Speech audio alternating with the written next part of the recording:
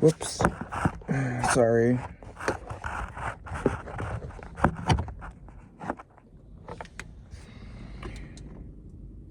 It is 37 degrees right now, which is not too bad. I've gotten accustomed to cold weather. I'm from the Caribbean. I'm from Puerto Rico, and living in Texas, I really didn't think it was gonna get this cold, but it's okay.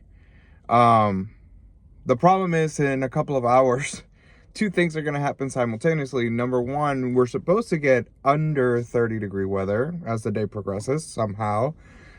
Magic. And it's not global warming. No, don't ask me about that. It's magic. And number two, we're going to get an inauguration of Donald Trump, which is a topic for probably for tomorrow. I'm probably going to watch and react to it in real time because I'm a marketing and psychology major, and I like to talk about the messaging in politics. I like to talk about the distortions of truth in messaging, but that's for tomorrow. Right now I want to talk to you about how fucking cold it is, and why it relates to not just Puerto Rico and colonial America, but the future of the country too. So it's, like I said, it's 35 degrees right now. It's gonna get colder because of magic, much like they have magic back in colonial America and they burned those witches. We don't have the infrastructure in Texas. Isn't that crazy, to withstand this weather? I'm probably gonna have blackouts in my house because in what's supposed to be one of the best states in the best country in the world, the people that are supposed to be managing the infrastructure don't. And that's fine. It's fine. It's much like Puerto Rico. It's this territory that has this loose alliance with the United States, but the United States is the only one that benefits from the situationship, if you want to call it something. It's very much like a toxic relationship, because then the infrastructure never gets fixed. Nothing gets done. You have a lot of politicians that posture that they're going to do something, much like in Texas, where they're going to do something about ERCOT, but they won't.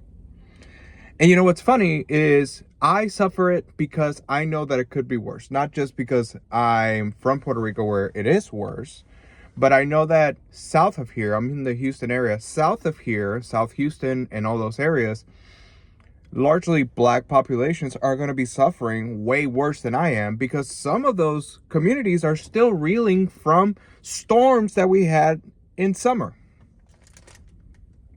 But we're the best country in the world, the best state in the union. But you know what? The people are nice. So Texas is pretty chill. But what does this have to do with colonial America and the way the union is headed? Well, Puerto Rico very much reminds me of a settlement. It's not a country that you step into and you think, oh, we're in the 21st century. No, it's very much in the 18th century.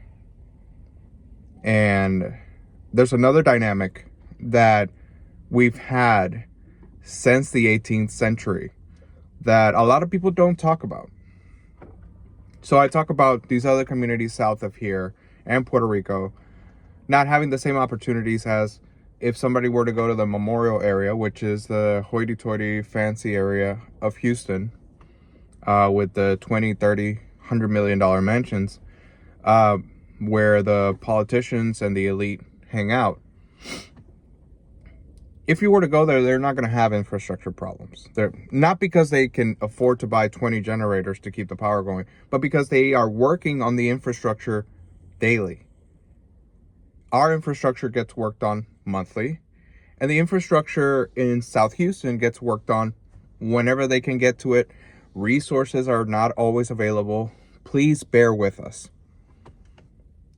So colonial America, there was this dynamic where the large landowners, even from the very beginning, 100 years after settling, after setting their first foot on American soil, less than 100 years later, there was already wealth and land ownership inequality immediately.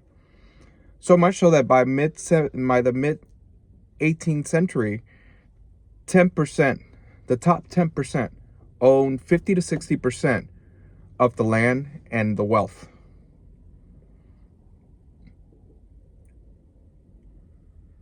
George Washington, Benjamin Franklin came from families that were in that 10%. History books don't usually cover that. I've read a few that do, but they mentioned it in passing, because some of these authors, their politics are to expose those things, but largely academia doesn't want to touch that. It doesn't fit the narrative. And what is the narrative? The narrative is, then what happens after that is that the oppressive crown kept wanting to tax us. And they kept wanting these things out of us. Because for our products to be sold, we had to send it to England for it to be sold elsewhere. That was how it went. We couldn't trade largely within the colonies. There was some small trade within the colonies, but largely, most of the exports went elsewhere. So that's why that inequality, that oppression, that's why we had something like an American Revolution. I would say we had an American Revolution because the top 10% in the America said, I don't want to keep paying the crown. So I'm going to send out a couple of envoys out into the people to stir up some shit. And who knows, maybe we'll get something done. And maybe not. I'm still going to be rich. What does it matter? So that communication, that messaging, that filters through the people and eventually does get something done. It's not something like what we have now with like the Luigi Mangionis of the world and the class consciousness stuff that people have touted recently. It's not something that stuck. That, hey, we actually did this. We actually became independent. Because the top 10% didn't allow you to understand that the power was in your hands to do it all along. Now, this isn't a call to revolution now. I mean, we definitely need it. We're definitely in a revolution bubble, if you want to call it. It's definitely coming. But at the same time, I just want to point out that not only is this messaging of oppression and revolution coming from the top to keep the top healthy and safe, but it's also two other things. It's the dynamic of think of blue collar work. Up until recently, I mean, the last couple of years, it's gotten a better rap, but up until recently, it was looked down upon to be a plumber, to be an electrician, when these people not only make good money, but they're the backbone of everything that we do. Sure, you can work from home, but you need these people regardless. You work at an office, you need these people. They're working on your roads. They're working on your infrastructure. But we've had messaging since the mid 1900s of putting these people down,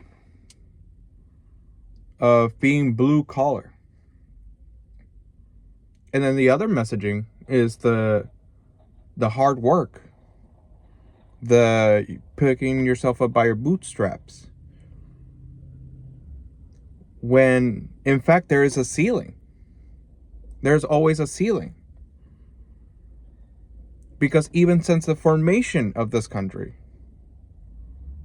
you've had a disparity, and the people at the top control how much high you can get, because At any point, they can put you down. At any point, they can say, oh, well, you're getting too big for your britches there, boy.